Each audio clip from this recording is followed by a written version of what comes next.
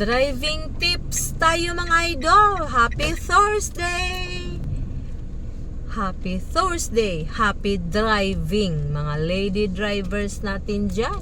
Happy driving. I-enjoy natin ang ating driving. Pwede man tayong maggamit ng cellphone pero huwag masyado. Be responsible in using our cellular phone during driving.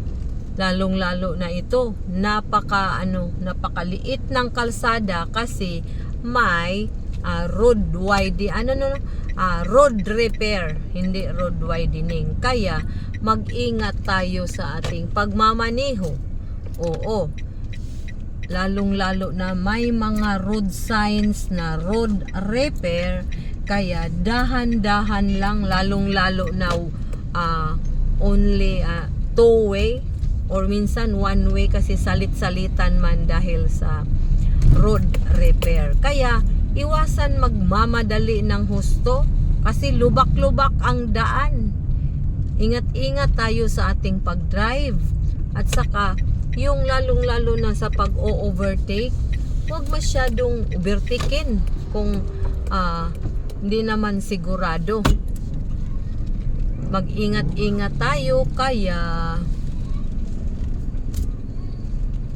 kung aalis tayo ng bahay, may mga appointment, hindi masyadong magmamadali. Oo.